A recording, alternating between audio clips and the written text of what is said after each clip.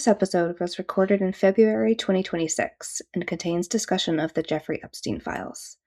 While no specific details of the files are shared, parts of the conversation contain explicit language and touch on strong themes of sexual assault and systemic abuse. Please listen with awareness and take care of yourself. Welcome to This May Get Raw, Building Wise Resilience, a podcast by survivors for survivors. I'm Lisa. And I'm Sarah. As domestic abuse survivors, we know what it's like to rebuild after the unthinkable. We're here to walk alongside you, from surviving to thriving. Each week, we'll invite you into honest conversations about the hard stuff and the powerful stuff. The shame, the fear, reclaiming your identity, and stepping into the life you deserve. This may get raw, but that's where transformation happens. Let's get started. Hey, Lisa. Hey, Sarah. How are you today? Oh, I was going to go ahead and do our usual welcome back to This May Get Raw. And welcome back to This May Get Raw. But I'm not feeling particularly welcoming today. Yeah, today's feels fucked up. Yep, I'm feeling like a pretty big grouch today. Yeah, so we're recording this early February 2026. Almost said 2025. It is 2026. It is. And yeah, just about a week ago, the latest tranche of heavily redacted pieces of the Epstein files were released. And yeah, to say it's been a rough week for survivors of sexual assault and childhood sexual assault and all of the things, it would be an understatement. Yeah. We talked before we hit record and decided to be authentic about where we're at because we are committed to that with our audience. So we're not sure how this all gets woven together and not sure what's going to come out. But the reality is that we are choosing to record a podcast because the truth is important. We want to support survivors as we are survivors ourselves. And as you mentioned, it's the first week in February and shit continues to happen. And we're only like week 5 or 6 of the new year. Yeah. And it all is building off the fuckery that was 2025, right? So the biggest two things that I really struggled with this release is the shock that people have to like how bad it is. Just blows my mind. Like I just don't have words. Like I'm sitting here feeling rage. It's not I feel bad. It's not like I feel pity for myself or any other survivor. It is literally rage of like, Right. What the literal fuck, people? Mm-hmm. Yeah.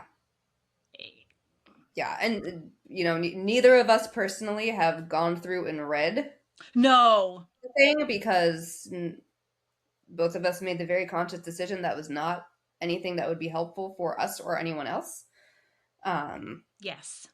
And the bits and pieces that I have chosen to expose myself to just for my own awareness, whatever. It's beyond horrifying. There aren't words to encapsulate this, and and yes, the level of shock and who would have ever seen it coming that we're getting from a lot of people out there is equally horrifying. Yeah. Because 1,000 survivors have been speaking about this publicly now and making statements under oath for a decade. But hey, they're just women, so why believe 1,000 of them? Right. It doesn't matter. It won't ever come to light. And I think you posted something on LinkedIn that spoke about how the predators' names have been redacted, but not the survivors. And Yep. I'm choosing not to call them victims because they're fucking standing and they have dealt with this. So like no fucking way am I going there. But like that is why people don't come forward. What is Mm-hmm. happening now is confirmation. And when you do come forward and you have the belief that this bigger system will protect you, is bullshit. And now we are experiencing in our lifetime people that are not going to come forward because they know that the system won't protect them. And this is a perfect example of that. Yeah, it's a There's perfect no example. faith. There's no faith. No. Um, I think the other thing that's really many abusers are people in power. So there is shock and awe over how many powerful people are on this list, but Mm-hmm. yet we are not willing to look in our communities to look at law enforcement, Spiritual spiritual leaders. leaders. I was going to say, like, people in Mm-hmm. leadership and education, right? Like, people aren't Mm-hmm. like, how did they get to that level? It's happening today, it's happening now. Yep. And if you are not saying anything, I am just as frustrated with that. So I would like to shout out a dear friend of mine who texted me as soon as the files dropped and said, please don't read anything. And that person had my back. And if you know any survivors of any type of abuse, check on them. Say I'm sorry for, even if you send a text saying I'm sorry for what's going on. Like you, I mean, it's just so fucked up, and we're not okay. We're not okay. And we are willing to sit here and continue to record, and this may be something we come back and cut. We don't know yet, but this is our active resistance. This is us It is. going, I see you survivors. We are you. We stand in solidarity, and we're not going to be quiet because this bullshit is life crushing. Um, If the people who survived that fucking nightmare can speak out yeah, like they've been doing the past 10 years, those who have chosen to do so, yeah. and those who did not choose to do so, still survived that nightmare and are carrying on their lives. If they can do that, we can hit record. We can hit record and we can be fucking honest. Yeah. So we are we are here. We're gonna do our Mhm. episode. We don't know if it's gonna go a little longer. We don't know if this part will be cut. We don't know. But reference to the intro episode, we are real and authentic. We don't have our shit together. We're joining the conversation Mhm. and inviting you to be part of it. And you are seeing healing in real time. Yeah, Like this is the reaction of survivors when shit like this is exposed and is in the news, and we're faced with watching our fellow survivors be re-traumatized and know that there is no protections. there's no protection. And yeah, I would guarantee that whether they know it or not, everyone has some kind of assault survivor in their circle, Yes. in their network. So if you're not saying anything, or you're still finding ways to diminish or defend or deny what has come out this past week, just know the survivors in your circle are watching. They are. And what they're gleaning from that is that you are no longer a safe person. Yep. So do with that what you will. Yep. I think that's a great way to wrap that up. We're probably going to swear a lot more in this episode. Fuck yeah. So just, PSA. Sorry if that offends Again, anyone, but you should covered know, that. right? If you've been listening, you should know by now to expect that. We're on episode 7, man. Like, yeah, we're good. Oh, so our plan today, and what we're gonna push forward with. It might look a little different than what we had planned, but we're gonna see where it goes. Um, we wanted to talk about self trust, and reclaiming your power to make decisions for yourself and for your life. Um, Not even like the huge, big, life altering decisions, but kind of even the everyday, simple choices of what to eat, what you need in any given moment, whether to say yes or no to something, who to trust. Right.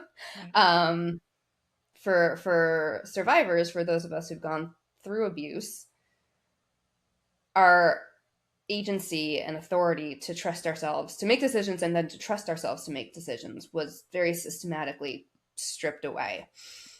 And until you can reclaim that trust, until you can truly trust yourself again to make decisions and to direct, be the cruise director for your own life, you're Yeah. still you're still not fully living. You're still asking permission, that you don't need to ask, because you have agency. Yeah. So, before we hit record, we had the conversation of, do we do this today? We're both feeling so fucking enraged and heavy and just done with the world. That face just says it all. Yes, that is exactly how we're feeling. We had the conversation of, do we hit record today? And we talked it out when we kind of sat with it with ourselves for a minute, and we made the decision to, yes, we will record. We will do so very authentically and be open about what is going on and what we're feeling and how it's affecting us, because that's who we are and what we want this space to be. But the decision, we trusted in ourselves to make that decision. Yeah. Right? We have both built the capacity to sit with something like this and really make the decision for ourselves. Not, we're doing this because we said we were going to, we're doing this because we have to, we're doing this because we feel obligated. Right. No, we're doing this because talking it out is going to help us. Yeah. Because we want to create this space of authenticity, because we want to stand with other survivors and lend our voices in to their voices with this horrific time. We trusted ourselves enough to know that we had the capacity to handle it too, and to care for ourselves and care for each other through it. Bravo. That was so well done. I love that. Oh, thanks. Yay!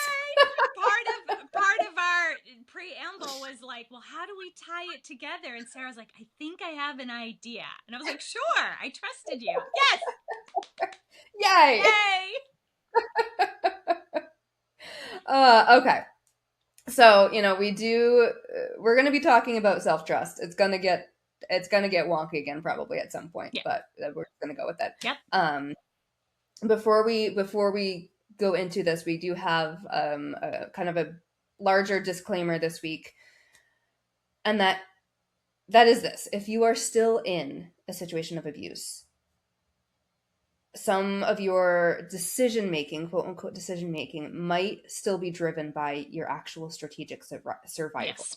What we mean by that is, you might be agreeing to things or complying with someone, or deferring to someone's opinions, not from a place of you don't trust yourself, but from a place of you simply trying to stay safe. Safe. Yeah. That is different than what we are talking about, and that is a-okay. That is all you need to do, is stay safe. Yep. This episode, the decision making and self-trust we're talking about today, is for survivors who are already out. They're on the other side, and they're discovering that even though you have the freedom to choose now, you might no longer remember how to choose, or how to trust yourself to choose. Those are the people that we're really talking to today. If you are still in a situation of abuse, stay safe above all. That's it. That's all that matters. Right. Yeah. The rest will come in time, when you are out and you are safe. And this episode will still be here. So if this is not for you, or if this doesn't land true in your body, then it's okay. So I think by the end of this episode, what we're hoping is that you'll understand the specific mechanisms that abusers use to dismantle your decision-making capacity, some of which we may be observing today in real time on a global level. Recognize the difference between seeking wise counsel and chronic self-doubt. So you're constantly asking other people because you just don't know how to make that decision, and have practical tools, right? These episodes, this set of episodes are about equipping and offering frameworks to work through the things that we struggle with as survivors. So, and we're hoping, again, as always, that loved ones that are listening will understand how to support someone rebuilding their capacity without accidentally reinforcing their dependence, because codependence is a big part of this, and is such a big part of abuse. So, yeah. So basically, at the core level, why this topic matters for survivors, is that autonomy and agency require decision making power. Yep. Right? If you are out of the abusive situation physically, financially, whatever, but you still don't think you can trust yourself, trust your own judgment, trust your own preferences, desires, what have you, you haven't fully left. You're still stuck. You're still tethered to that, if not to that person, that situation, that belief system that you need to hand over your power to someone else. Yeah. Yeah. So decision making power is the ability to say, I choose X, Y, and Z, and trust that you have the ability to make that choice and the right to make that choice. Okay. So here's what survivors often don't realize is abuse isn't about just controlling you in the moment. It's creating such profound self-doubt, right? That you control yourself. You hold yourself back. Mm-hmm. You can't make a decision without spiraling into anxiety, without consulting 5 people. Oh, have I been there? Without needing external validation. Is this the right thing? I don't know. Because the abuser is still winning. So Mm-hmm. it speaks to the insidiousness and the strategery of the abuser. It's Mm-hmm. not just in the moment, as so many of these things are, right? It's not in the moment. It is to control your life, basically from Yeah, the inside out. Um, exactly. Yeah. And so when, some key points about self-trust and decision making, from the survivor's experience and perspective, is one of them, decision making paralysis, that feeling of just freezing when you're faced with a decision. It's not about lack of intelligence or lack of capability or lack of information, even. It's a learned fear. So many survivors, have had that messaging conditioned in their brains that you're weak or you're not capable or you're stupid. And you feel, when you can't make a decision, unless you've kind of unpacked that indecisiveness, that paralysis reinforces those messages, and then you feel shame on top of it, and right, it just compounds and compounds and compounds. right, But feeling paralyzed in the face of decision isn't a personality flaw. It's a conditioned response, because you have been in the past punished for choosing something that your abuser didn't agree with, or even just for choosing at all right, and not letting your abuser be in control of everything. right, right. Right? It's a conditioned response to however long you've been hearing those messages. I think we speak about this in another episode, or I might have said this in a later episode, but when I first got out, there were things that people very nicely were like, well, you can like watch whatever you want now, and you can eat whatever you want. It's kind of like a vacation, which is a little odd, but very odd. Odd Oh, way to frame it, sometimes yeah. humans, we get it so right, and sometimes we get it so wrong. But the point is, I didn't know. I lived in a home up until that point that had one TV, and that one TV was, we watched what that person wanted to watch, and it Mhm. pretended like it was a democracy and we all had an opinion and we all had to agree, but we all needed to agree with that person, right? Yeah. So Yeah. we're not talking about big decisions like what do I want to do with my job, or um, these are like micro level decisions that are just they trash you. They trash you. Mhm. There's like no other way to put it. Mhm. Like you're yeah, Yeah. but And it's intentional on the other person. Like again, it is not a personality flaw. We are not stupid. We are yeah. surviving. We have survived, and it is having the opportunity to retrain our brain. Um, Yeah. the next one is going with your gut doesn't work when your gut has been rewired by trauma. And that was a big one for Mhm. me. Yeah. Well-meaning advice, trust your instincts, um, can be harmful when your instincts have been hijacked by hypervigilance and fear. Um, Yeah. I personally learned not to listen to my gut. So I still, when I'm triggered, I can feel very specific sensations in my body, but I still have to go, oh, that's my gut telling me something. But it was, Mhm. even in the moments, I would just go, oh, nope, doesn't matter what this is going on over here in my body. I Yeah. got to stay, I have to remain hypervigilant in my mind to keep my body safe. Yeah. Yeah, there is a lot of, again, very well intentioned messaging out there, in a lot of like the wellness spaces, Yeah, that your body never lies. You're to not get stuck in old patterns or whatever. All you have to do is tap in and listen to your body, and that's not true of trauma survivors, right. because trauma responses, yes, are mental and emotional. They're also very physical. Yeah, So something that may on the surface seem like a very strong message from your intuition or your gut or whatever to do something or not do something, if you haven't taken the time again to sit with your feelings and your physical sensations and untangle the trauma response from the actual intuition, right, there's no way to tell that. right. We do need to relearn to distinguish between the two, and that's really not easy at all. No, none of this is easy. We should Yeah. have included that in our first intro episode. Like, none of this is easy. None of this is easy.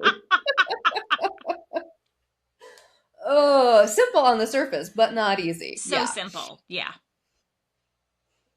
Yeah. So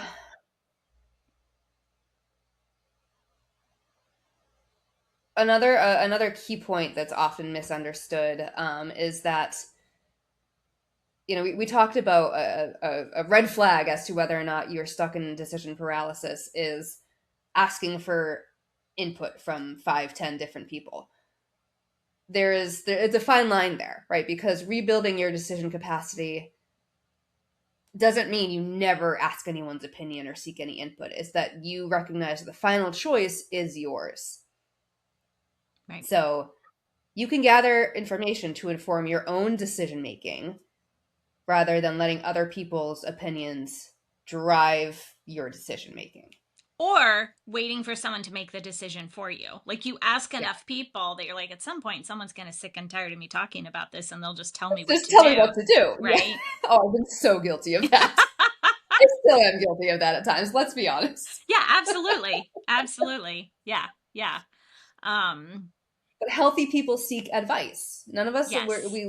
we're humans are meant to live in community. We're not meant to do everything on our own. It Be is healthy to isolated. seek advice from wise people, people you trust, Right. not from every random stranger walking down the street or they're bumping into you in Whole Foods, like asking them what to do with your life. That's a very Wouldn't specific necessarily example. recommend that. Never done that. No, no. Oh, so how does this topic show up in abusive relationships and abusive recovery, right? So, like, first of all, let's talk about how they let's talk about the abuser and how they systematically strip away. And again, we mentioned earlier, it's methodical and Mm-hmm. strategic. Intentional. Yep. One of the ways they do this, which is one of my personal favorites, creating a damned if you do, damned if you don't. Um, the abuser purposely sets you up. So anything that you say or do is wrong. You suggest going Mm-hmm. out, you're overspending. This was a classic for me. I wasn't paying enough attention in my marriage, so I needed to do date night. But then when I suggested going out, I was spending our money, which was not within my control. I was not Right. in control of my finances. Um, if I said I was too tired and I didn't want to go out, then I was boring, or I wasn't putting enough energy into my wifely duties. Mm-hmm. You cook dinner, it's not what he wanted. And if you just throw up your hands and say, like, I don't know, what do you want? Then I don't care enough and I'm incompetent. And if I really knew him, I would know what he wanted. Right. So it's a learned decision to know that no matter what is done there, and then there's usually, in my circumstance, there was consequences. So it wasn't just like, well, you incompetent, blah, blah, blah, blah. There was consequences for that, right? Yeah. Yeah. So you freeze, or Yeah. you You go learn not to make any decision at all. right, and you take the consequences for that. So it's really in that. I mean, I just gave a number of examples. For me, it would be, which one's going to be the worst? Let me choose another one. Right. But it is, if anybody's heard, it's a term in counseling, like the target is moved, Mm-hmm. right? Yeah. So at the beginning of the week, if they drop that they want to go on a date, and then you get to that point and you're like planning around the date and the date doesn't happen because of all of these situations, the target's moved, but you've spent all your energy trying to, it's exhausting just talking about it. Yes. but it It really is. but it is created by the abuser on purpose. Mm-hmm. Yeah, that exhaustion, that internal chaos, that's what they want you to experience. Yeah. That's the point for them. Right. Right. Because then it's easier for them to control you, and to not have you make any decisions, which is, yeah, ultimately they want you under their control. Yeah. Another really common one, it was a big one for me, was monopolizing the big decisions. So, abusers insisting on controlling decisions about finances, where you live, social plans, where and when you travel, career choices and opportunities, um, while simultaneously criticizing you for not being able to make small decisions, as we just Mm. talked about, something that they sabotage you from doing too. So, you don't have any responsibility over, or voice in saying over, the big things happening in your life, where you live, whether or not you buy a house, Yeah. like where you spend the holidays. Mm. Um, so but then when it comes to the little things, like what you choose to cook for dinner, you're always wrong there too. So you're blamed when things go wrong on the day to day, Yeah. but then you're not trusted to have a say in the big decisions that are determining the course of your life. Yeah.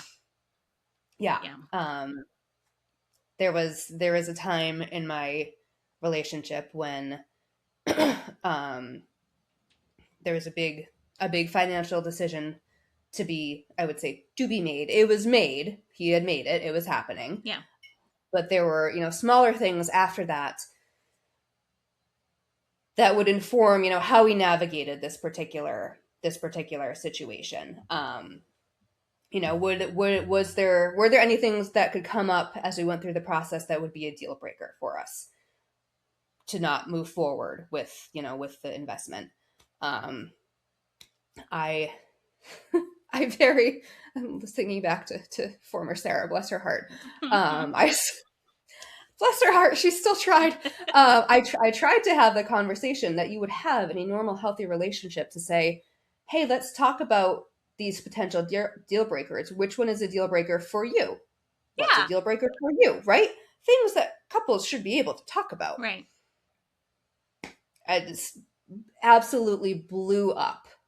Mm. It's to this day one of the worst escalations and fights and fallouts. And it was because I didn't even get to the point of voicing what my deal breakers would Yeah. be. Yeah. Just suggesting that we have a conversation in which my opinion would have some equal weight was so unacceptable. Yeah. I'm so sorry. Thank you. Yeah, Fucker. you fucker. But yeah, those monopolizing the big decisions and Yeah. not letting you have a say in them. Yeah. Even yeah. I almost had the opposite where I was forced to participate in those big decisions. And then I was held to it. So if anything changed in a circumstance, it was my fault because I made the decision. And it was like, so, and that just, again, just kind of shrank me to the point of not wanting to make anything because, um, it was all my fault anyway. Like kind of like with the earlier example, I was damned if I did and damned if I didn't. Um, Mhm. how did we last like we did? It just I'm seriously just drained of energy right now just talking about it. right? I don't know. I don't know. I don't, and this is, We're and fucking badasses. That's that how we did it. seriously, and I mean, we just started by ranting and raving about how this is happening, like on a national, international level. So it's kind of Yep. like, yeah, no wonder we're fucking exhausted. Yeah. Yeah. Um, so let's continue, but maybe we'll just skip. Maybe we won't go as much into detail. I mean, we can do more episodes. We can, as part of the Yeah. community, we love your comments. So if someone's like, hey, actually I need you to talk more about XYZ, like we're happy to do that. um so like rounding out this section, I think gaslighting your decision making process is something that, Mhm. we are seeing gaslighting on a global level, here, 100%. but like, you always overthink things. You're too impulsive. You never think things through. You're stupid. You're too anxious to make good decisions. It's very clear. Again, this is coming from the abuser's perspective. It is very clear that you are flawed. Your process Mhm. is flawed, and therefore your conclusions can't be trusted. Um, so I think that we have spent a lot of time on abusers for today. So Way too much time. These fuckers do not deserve our time. I think I will just we'll just touch upon a couple of things that show up in recovery. So like if you recognize some of these patterns, just know that you're still in recovery and there's growth to be had, like having panic when you're faced with minor choices. Mhm. Decision fatigue. For fuck's sake, if we're always wrong, then why the fuck make a decision, right? Like just go ahead and live my life for me. Right. Inability to access your own preferences. What do I like, what I don't like? Right. What do Um, I want to watch on TV today? I don't even know anymore. right, Yeah. right. Um, so in the medium term of healing, like again, none of this is linear, none of this is a checklist, but I loved my pros and cons list, man. Like over Yep. reliance, the research, the external, like, ooh, let me do more research. Let me do my pros and cons list. Like, I thought you were actually going to say Mhm. that in your example of like, let's do pros and cons of this big decision. um, I would rely on those lists heavily, way Yeah. after I needed to. Yeah. Um, And then the flip side of that, having buyer's remorse, that post decision instant regret, even whether or not anything happened that was regrettable, that just immediately after you make a decision, that anxiety, that oh, fuck, I obviously chose wrong because I'm me, you right, know? right, right. Um, the long-term impacts if unaddressed, right? And this is something I swore I would never, this gravitating toward relationships where someone else was in charge. I saw that pattern and I understand that that can happen in unhealed trauma. And I Mhm. was determined, like a motherfucker, to not repeat that pattern. And I was like, I will fucking heal for the rest of my life if I need to. But that is a Mhm. huge impact. And like we've said in other episodes, we're not going backwards. We are Mm-hmm. only moving forwards. Even if it's teeny, teeny baby steps, we're not going backwards. Mm-hmm. It can impact your career, like your inability to advocate for yourself. So you get stepped on at work, or you don't get acknowledged for the work that you've done. Mm-hmm. Um, yeah, chronic anxiety about being found out as incompetent, right? Like, Mm-hmm. talk about imposter syndrome. Like, ooh, like if someone actually figured out that I don't know what I'm doing, like, Yeah. oh, I'm that just would keep walking me up around at like a night. fraud. Yeah. Yeah. Yeah. It's only a matter of time till they all know. Yeah. Yeah. Yeah. You're right. This is an exhausting episode. Okay. So, how does this Oh. fit into the raw framework? And the raw Mhm. framework is resilience, awareness, and wisdom. Resilience, because this is like let's tap into this badass energy, right? Like, Mhm. okay, we're feeling it. Okay, I'm not feeling it yet, but it's coming. Right. um, Resilience requires decisive action. You can't bounce back from setbacks if you're paralyzed by indecision.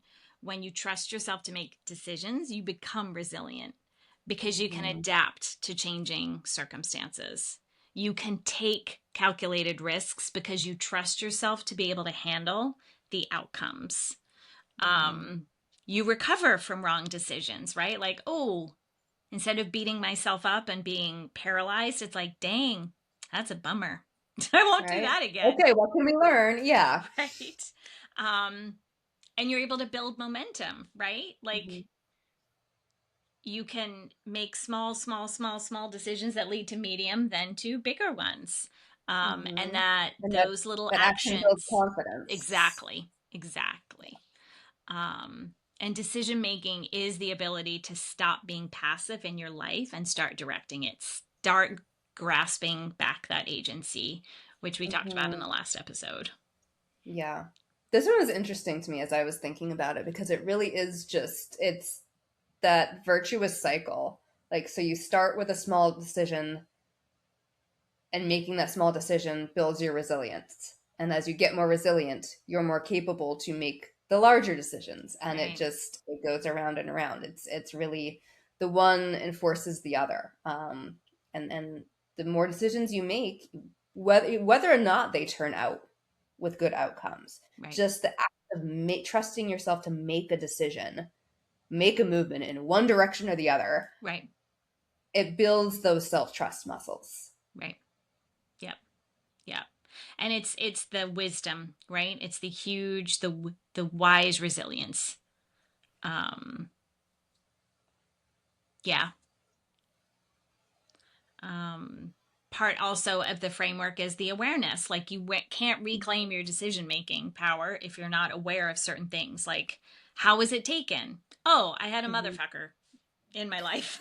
Like fuck me over all the time. Like That's where it actually, went. right, like actually I lived with someone where the target was always moving. So if it's, I found this very refreshing. Like if I dealt with the decisions that had to be made on such a micro level that was under a microscope that was then like blown into big things, me deciding what I'm going to wear or have for breakfast actually is so simple if I can just get my head in the right space. Like, oh, that actually Mhm. felt good. Because I'm not living with someone that's telling me how that outfit doesn't look good or why did you make that? I mean, the commentary they have on our lives is like, you'd think they'd be exhausted, Right? How do they have this much time? right? Like, why do you care what I'm eating for fucking breakfast? Like, Get a life, dude. yeah, exactly. Exactly. Um, Awareness of your current patterns. When do you freeze? When do you ask five people what Hmm. their opinions are? And which five people do you ask too? You know, are you Yes. asking someone whose advice you actually trust? Or are you asking people because they're the people who look good on paper? Or You they're the people who should. remind you of your abuser in some way, Yeah. right? Those the conditioned, these are the voices I should listen to versus the ones you actually trust. Right. Right. Awareness around the difference between your voice and the internalized abuser, right? Like, do I really think I don't look good wearing the color green, or was that something someone told me? Hmm. Um, Yeah, we talk about that a lot, the stopping to question whose voice is it. right. Yeah. And that's such a big one when you're learning to trust yourself again. Well, You have to know. and I think it runs so deep. So I know we talk about this in other episodes because it is on your healing journey. You and I are out of our relationships quite, over 5 years.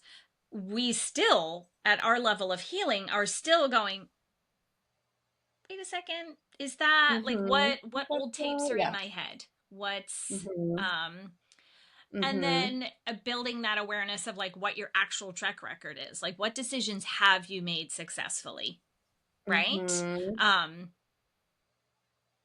and in our notes it says, hint, you've made thousands. You're still alive. You're Yeah. here. Yeah. And I know we're saying that with a smile on our face and we're kind of laughing because we could be crying, because the reality is like we are still alive. Mm-hmm. And there's so many of us that aren't, given the same circumstances. And Yeah. so we are still here and we are still standing. So that is evidence in and of itself that you can trust yourself. Yeah. So as we become more aware, you start to see that, you're, again, your paralysis around decision making, your lack of ability to trust yourself isn't a personality flaw. It's not a character flaw. It's not there's something wrong with you. It's not even your capacity and your capability to do these things. It's simply the conditioning that you have been living under. Yeah. And it sucks and it's fucked up. But guess what? You can fix conditioning. You can recondition You yourself. can. You can. Yep. Yeah. So the last part of the framework, the wisdom, and that's where you take decision making goes from reacting just out of habit, out of knee-jerk reaction, either those impulse decisions or no decision at all or Right. asking 10 people, to discernment.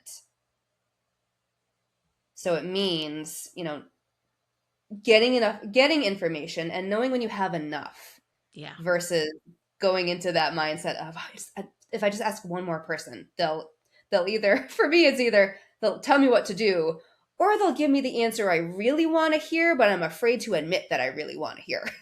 I get that one a lot in Right. my own mind. Like, oh, if I just ask one more person, they'll tell me what I want them to tell me. Or I know there's certain people that will shoot straight with me, so I won't Mm. ask them because I'm like, oh, I don't know if I want to. I don't really want to know. I don't really want to know.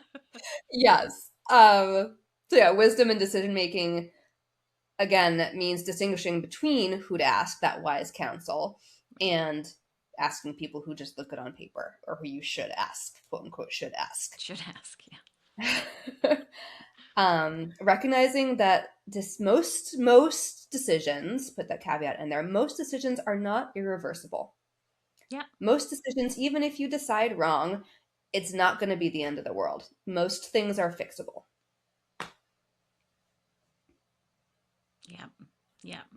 And I think this applies to everybody in life, recognizing that wrong decisions teach you more than paralysis Mhm. ever will, right? Like, I know people that don't say failures. Nothing is a failure. It's a learning opportunity. It's a data point. It's a growth opportunity, right? Like, Mhm. um, and again, I think that applies to everybody. Like, Yeah. Yeah.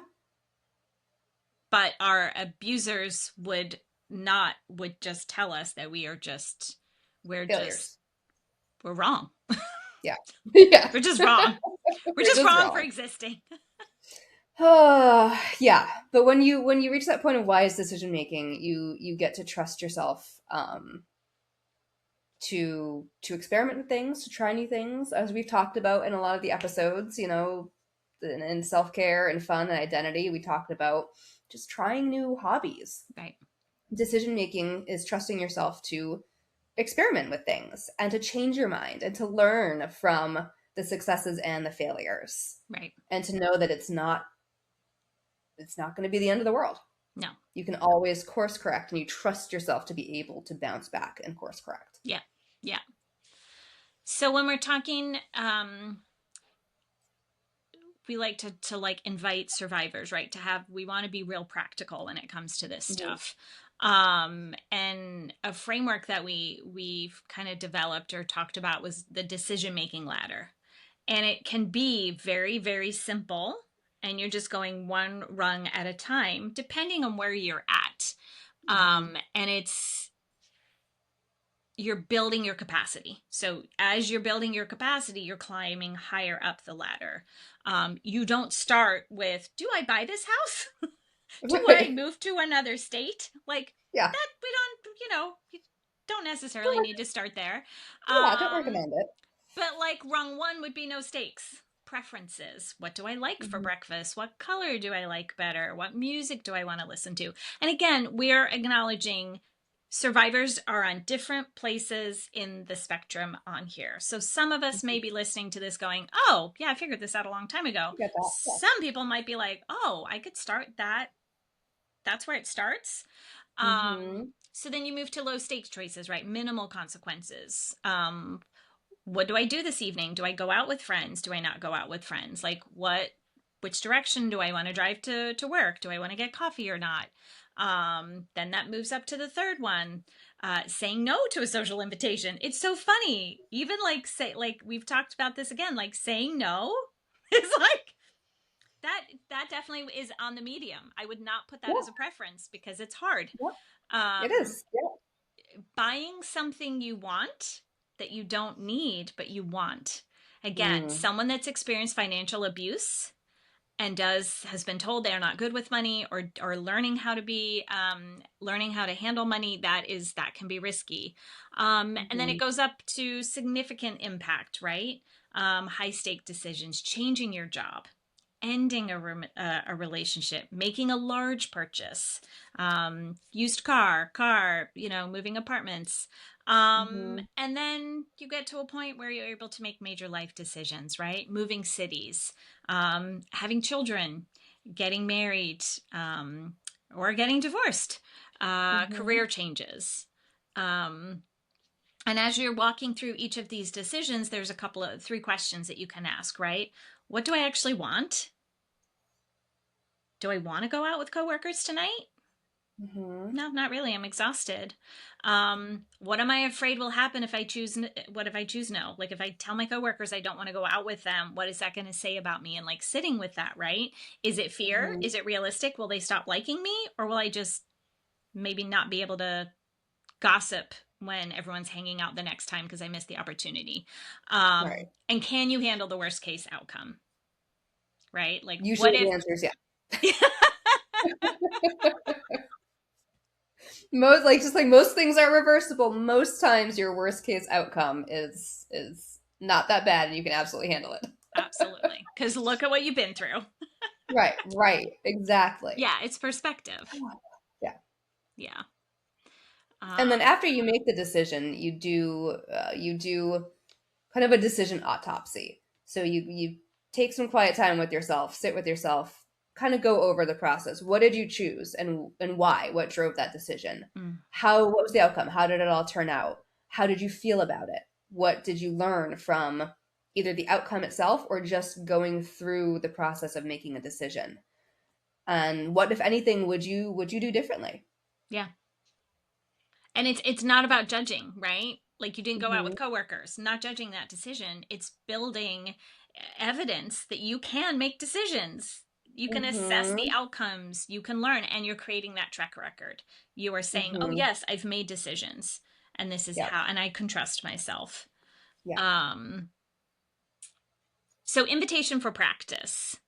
Um, we are in the process. So this is episode 7, and we are just, and it's mid-Feb. It's not mid. It's beginning of February. Yeah, We are February. getting ready to launch the first episodes, Yeah. and Sarah and I had the privilege of watching the first couple of episodes, and Privilege, it was horror, what do like, you want to call oh it? my gosh.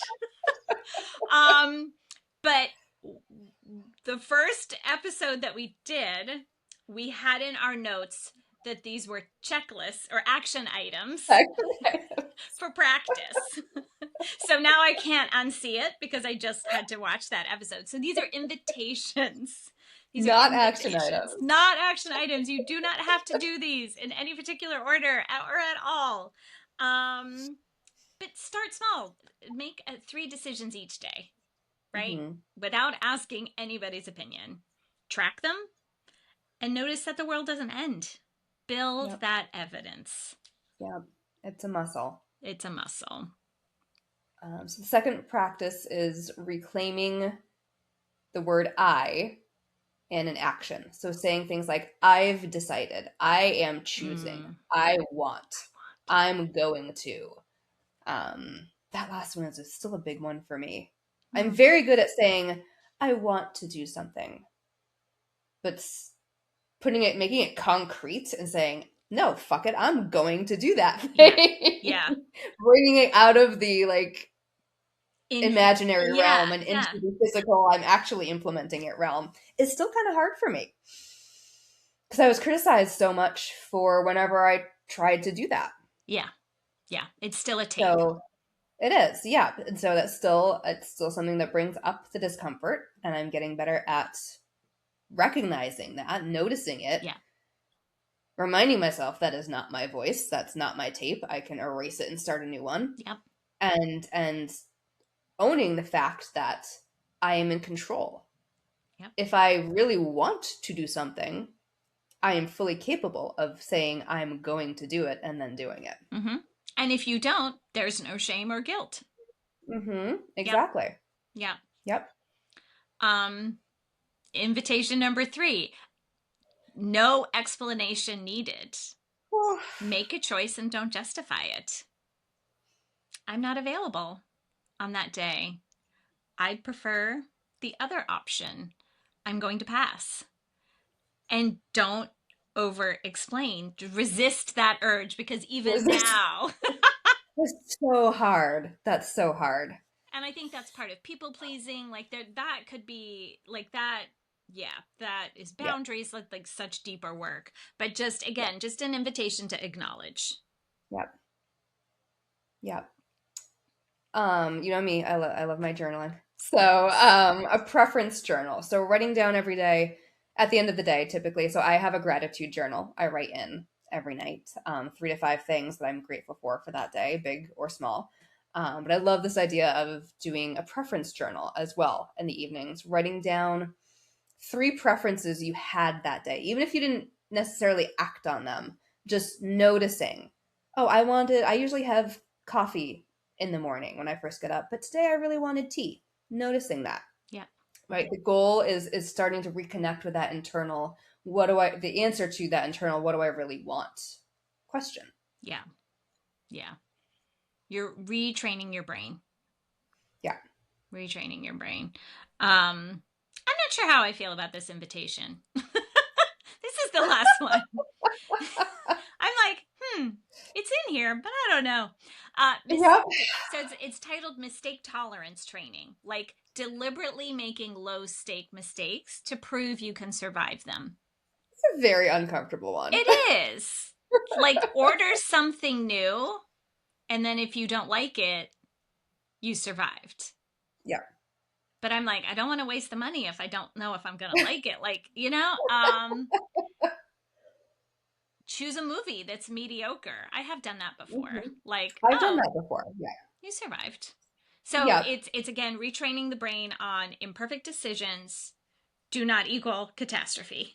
Mm-hmm. The world did not stop. We are still breathing. I've done that. So I love to cook. That's one of my top creative, relaxing practices that I do. I love to cook. I've had to, and I'm still working on retraining myself. My housemates are amazing at helping me with this. God bless them. If I make a mistake with when I'm cooking, with whether it be a new recipe I'm doing for the first time or something I've done 10 million times, if I make a mistake, I instantly spiral into the meal is ruined. I need to just throw it all out and start over. Or, wow, what made me think I could possibly be a good cook? First of all, I'm a phenomenal cook. I know that about myself. But I still instantly spiral into, I am the worst. How could I even think about serving my family this shitty food? I'm just going to order a pizza and call it a day. My housemates have been very good at seeing when I'm spiraling, when something goes wrong, and helping me snap out of it, to either be like telling me the truth, like, no, this is fixable, or Right. like, hey, you know what, we have a frozen lasagna in Yeah. the freezer and the kids love that, let's just go with that. Yeah. Yeah.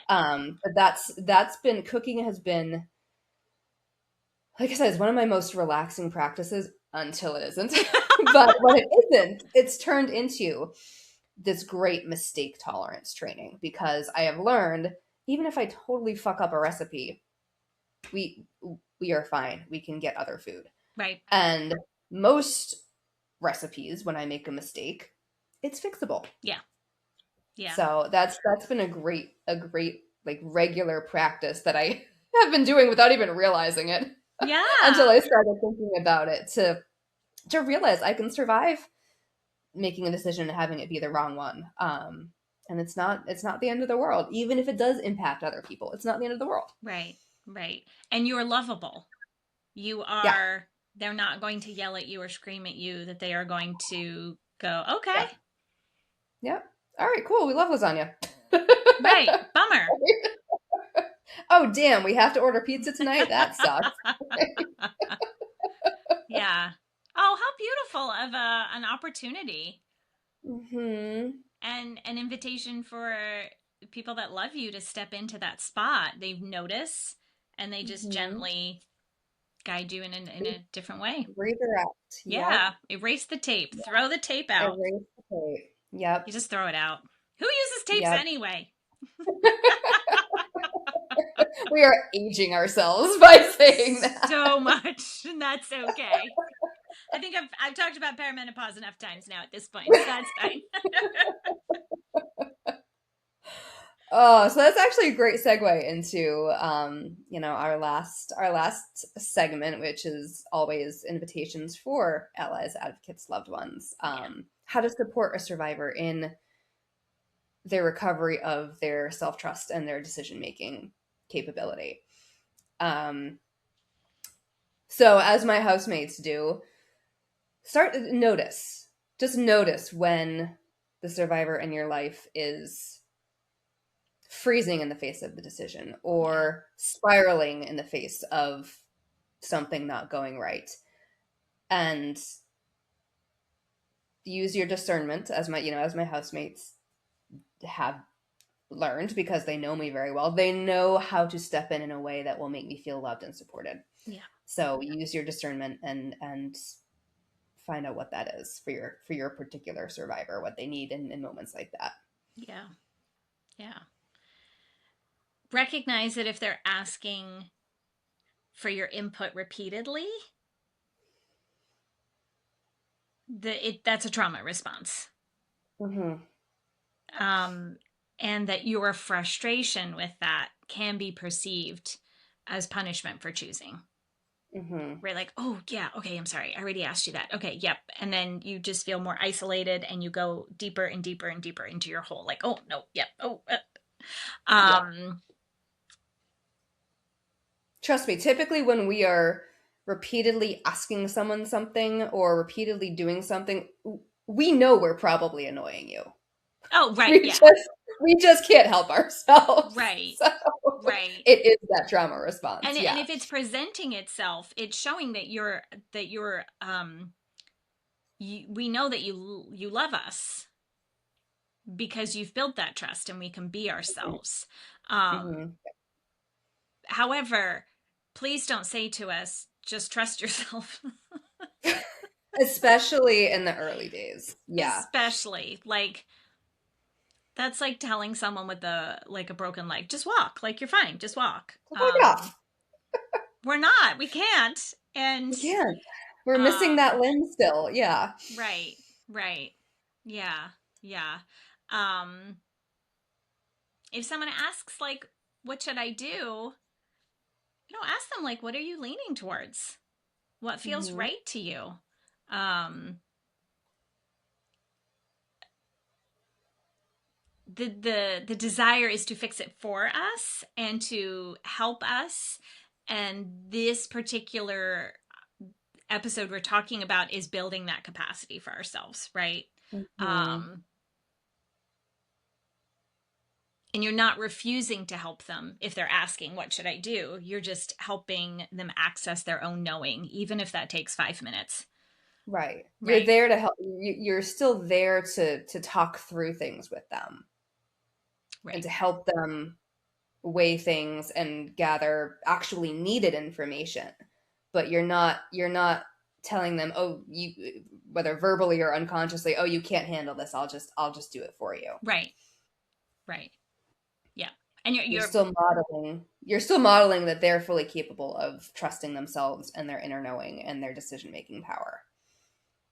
you're validating their process. Like, Yeah. I see Yeah. that this is you need to make a decision and I want to help. Yes. Um I love this the normalizing course correction, like your with your example of the cooking, your housemates like, "Oh, we just throw a little bit of this in here or we can fix it, or you know Hmm. what? Let's just do the lasagna." Yeah. Just course correction. Boop, little bit and normalizing that, right? Like they don't make a big deal like, "Oh, we had to help Sarah again." Like it's no big deal. It's like, "Oh, Right. okay. Problem, Right. solution." Yeah.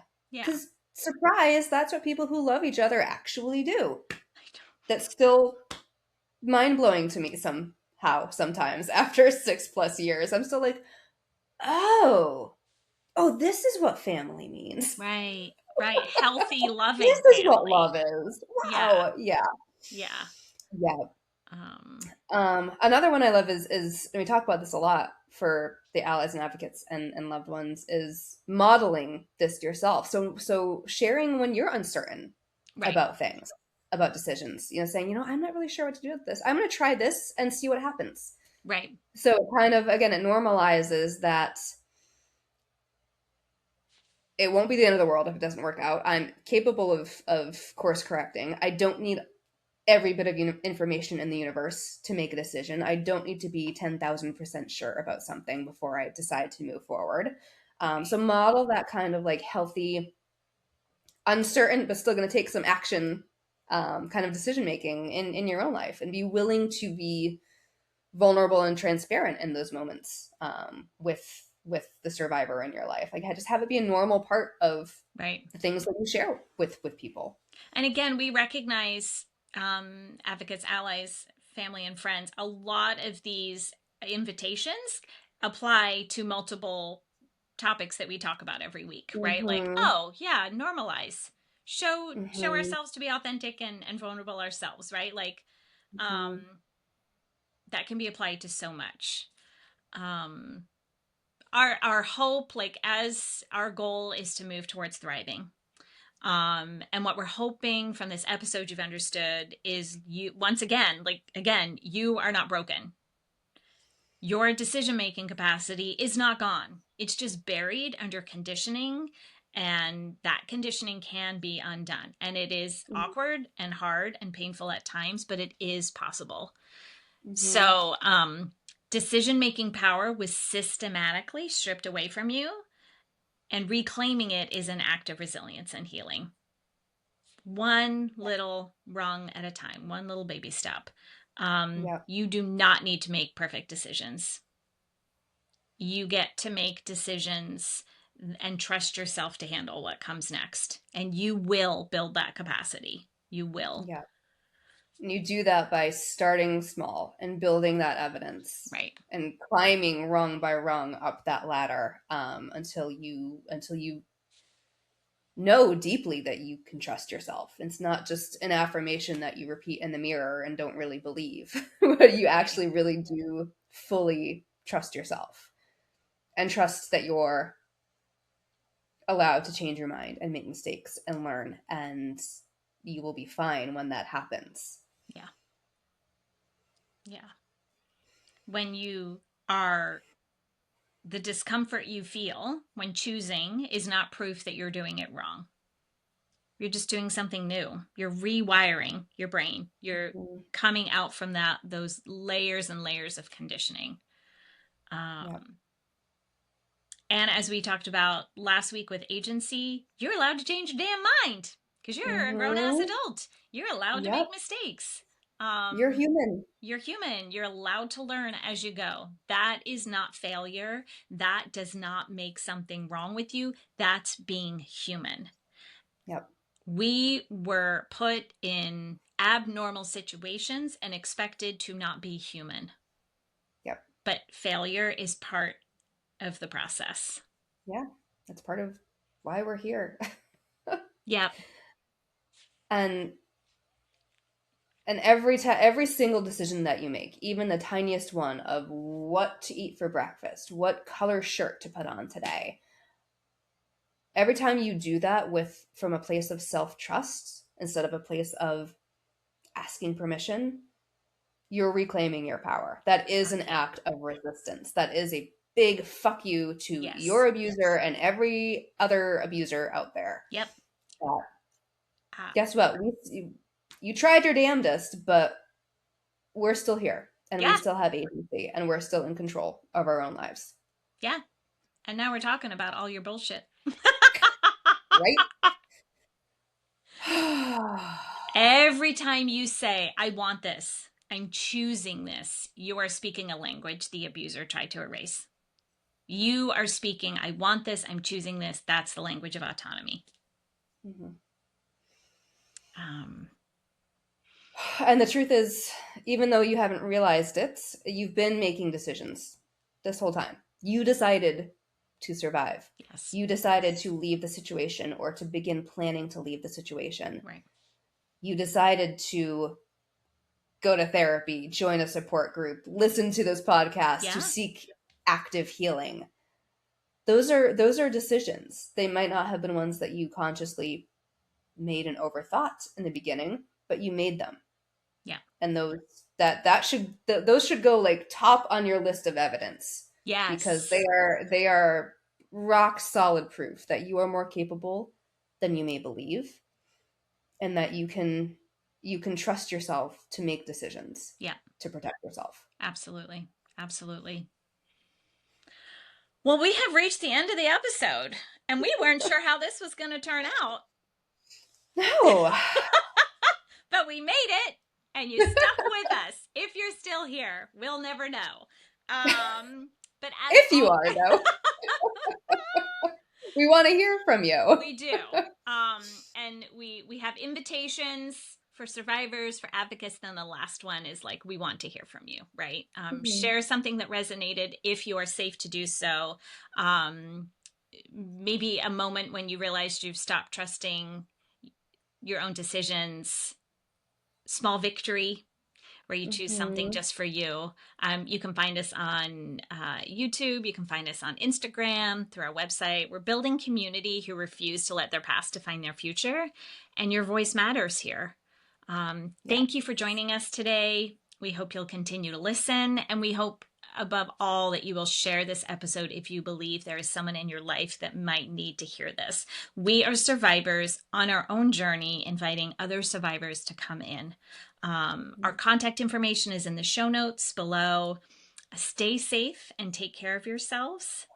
This May Get Raw, Building Wise Resilience. Until next time, remember, you have survived the storm and now it's time to thrive. So keep rising. Bye, everyone. Bye.